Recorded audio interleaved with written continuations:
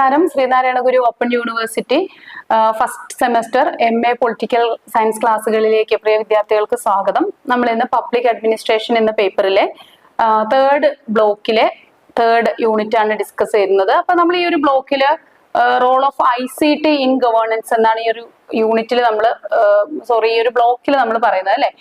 ഗവേണൻസില് ഭരണത്തില് ICTയുടെ ഒരു role, information and communication technology, അതിന്റെ ഒരു പ്രാധാന്യം അല്ലെങ്കിൽ അതിന്റെ ഉപയോഗത്തിന്റെ പല സാധ്യതകളെ കുറിച്ചാണ് പറയുന്നത്. അപ്പൊ നമുക്ക് ഈ തേർഡ് യൂണിറ്റ് പറയുന്നത് സിഗ്നിഫിക്കൻസ് ഓഫ് ഇ ഗവേണൻസ് ആണ്. നമ്മൾ കഴിഞ്ഞ യൂണിറ്റിന്റെ, അതായത് രണ്ടാമത്തെ യൂണിറ്റിന്റെ ഒരു തുടർച്ച തന്നെയാണ് ഇവിടെയും നമ്മൾ ഡിസ്കസ് ചെയ്യുന്നത്. അപ്പോൾ ഇ ഗവേണൻസ് എന്താണെന്ന് നമ്മൾ അവിടെ പറഞ്ഞിട്ടുണ്ട്. ഇലക്ട്രോണിക് സാങ്കേതിക വിദ്യ ഭരണ കാര്യങ്ങളിൽ പ്രയോജനപ്പെടുത്തുന്നതിനെയാണ് നമ്മൾ ഇ ഗവേണൻസ് എന്ന് പറയുന്നത്. അപ്പൊ ഈ ഗവേണൻസിന്റെ ലക്ഷ്യങ്ങൾ എന്തൊക്കെയാണെന്ന് നോക്കാം. ഒരു വളരെ സുതാര്യമായിട്ടുള്ള ഒരു സർക്കാർ നടപടികൾ സുതാര്യമായിട്ട് ജനങ്ങളിലേക്ക് എത്തിക്കുക എന്നതാണ് ഒന്നാമത്തെ ലക്ഷ്യം. രണ്ടാമത്തേത് അതിന്റെ എഫിഷ്യൻസി വർദ്ധിപ്പിക്കുക, ഫലപ്രാപ്തി കൂടുതലാക്കുക, അതുപോലെ ജനകീയ പങ്കാളിത്തം ഉണ്ടാക്കിയെടുക്കുക, ഏറ്റവും ഇംപ്രൂവ്ഡ് ആയിട്ടുള്ള ഒരു സർവീസ് ഡെലിവറി ജനങ്ങൾക്ക് നൽകുക. അതുപോലെ തന്നെ ഇതൊക്കെയാണ് ഇതിന്റെ ലക്ഷ്യങ്ങൾ, ഈ ഗവേണൻസിന്റെ ലക്ഷ്യങ്ങൾ എന്ന് പറയുന്നത്. അഴിമതി കുറയ്ക്കുക, ഇങ്ങനെയുള്ള ഒരു വളരെ പോസിറ്റീവ് ആയിട്ടുള്ള ലക്ഷ്യങ്ങളാണ് ഈ ഗവേണൻസിന് ഉള്ളത്. ഇനി ഇതിന്റെ ഒരു പ്രാധാന്യം എന്ന് പറയുന്നത് തീർച്ചയായിട്ടും ഈ ലക്ഷ്യങ്ങളൊക്കെ തന്നെ അത് ഫലപ്രാപ്തിയിൽ എത്തുന്നു എന്നുള്ളത് തന്നെയാണ് അതിന്റെ പ്രാധാന്യം. അഴിമതി കുറഞ്ഞു, സുതാര്യതയുള്ള ഡിജിറ്റൽ സംവിധാനങ്ങൾ വഴി വലിയ അഴിമതി കുറവ് ഉണ്ടായിട്ടുണ്ട്. അതുപോലെ തന്നെ സേവനങ്ങൾ വളരെ ഈസി ആയിട്ട് സ്പീഡി ആയിട്ട് നമുക്ക് അവൈലബിൾ ആണ്. പൗരന്മാർക്ക് ഒക്കെ തന്നെ ഓൺലൈനായിട്ട് സ്വന്തം സ്മാർട്ട് ഫോൺ ഉപയോഗിച്ച് തന്നെ സേവനങ്ങൾ ലഭിക്കുന്നുണ്ട്. കാലതാമസം ഇല്ലാതാക്കുന്നുണ്ട്. പരമ്പരാഗത രീതിയിൽ വരുമ്പോൾ വലിയ കാലതാമസം ഉണ്ടായിരുന്ന പല സേവനങ്ങളും വളരെ ഈസി ആയിട്ട് നമുക്ക് ലഭിക്കുന്നു.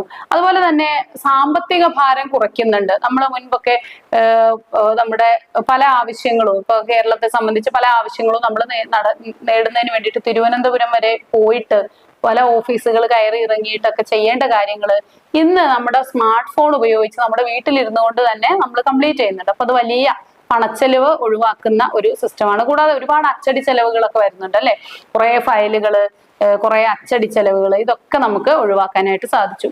അതുപോലെ തന്നെ ഗ്രാമീണ മേഖലകളിലൊക്കെ ഈ ഇന്റർനെറ്റ് ആക്സസ് ലഭിക്കുന്നതിനും ഈ ഇ ഗവേണൻസ് സഹായകമായിട്ടുണ്ട്. നമ്മുടെ അക്ഷയ പദ്ധതിയൊക്കെ വന്നതിന് ശേഷം നമ്മുടെ ഗ്രാമീണ വിഭാഗങ്ങളൊക്കെ തന്നെ ഈ ഡിജിറ്റൽ സാങ്കേതിക വിദ്യയിലേക്ക് കടന്നു വന്നിട്ടുണ്ട്.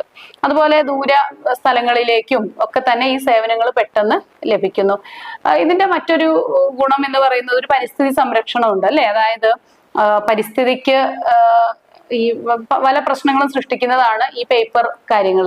അപ്പോൾ ഒരുപാട് പേപ്പർ ഉപയോഗിക്കുന്ന സാഹചര്യം വരുമ്പോൾ ഒരുപാട് മരങ്ങൾ മുറിക്കുന്ന, ഒരുപാട് വെള്ളം നഷ്ടപ്പെടുന്ന ഒക്കെ സാഹചര്യമുണ്ട്. അപ്പൊ അതൊന്നുമില്ല, വളരെ ഈസി ആയിട്ട് പ്രകൃതി അല്ലെങ്കിൽ പരിസ്ഥിതി സൗഹൃദമാണ് ഈ ഒരു കാര്യം. ഇനി ഈ ഗവേണൻസ് നമ്മൾ പ്രയോജനപ്പെടുത്തിയിട്ടുള്ള ചില മേഖലകളാണ്. ഒന്നാമത്തേത് പബ്ലിക് ഡിസ്ട്രിബ്യൂഷൻ സിസ്റ്റം, പൊതു വിതരണ സംവിധാനം, ഈ റേഷൻ സംവിധാനം ഒക്കെ നമ്മൾ ഇത് ഉപയോഗപ്പെടുത്തിയിട്ടാണ്. അപ്പൊ മുൻപൊക്കെ ആണെങ്കിൽ നമ്മൾ ഏത് റേഷൻ കടയിൽ നിന്നാണ് നമ്മുടെ റേഷൻ കാർഡ് രജിസ്റ്റർ ചെയ്തിരിക്കുന്ന ആ ഒരൊറ്റ റേഷൻ കടയിൽ നിന്ന്, അല്ലെങ്കിൽ നമ്മുടെ നിയർ ബൈ ആ ഒരു റേഷൻ കടയിൽ നിന്ന് മാത്രമേ നമുക്ക് റേഷൻ സംവിധാനം പ്രയോജനപ്പെടുത്താൻ സാധിക്കുമായിരുന്നുള്ളൂ. ഇന്ന് അങ്ങനെയല്ല. ഇന്ത്യയിലെ ഏതൊരു റേഷൻ കടയിൽ നിന്നും ഏതൊരു പൗരനും നമുക്ക് സേവനം ലഭിക്കുന്നു എന്നുള്ളതാണ്. മറ്റൊന്നാണ് ഈ ഹോസ്പിറ്റൽ അല്ലെങ്കിൽ ആയുഷ്മാൻ ഭാരത് സിസ്റ്റം ഒക്കെ വരുന്നത്, പദ്ധതിയൊക്കെ വരുന്നത് ആരോഗ്യ മേഖലയിലുള്ള ഡിജിറ്റൽ സംവിധാനങ്ങളാണ്.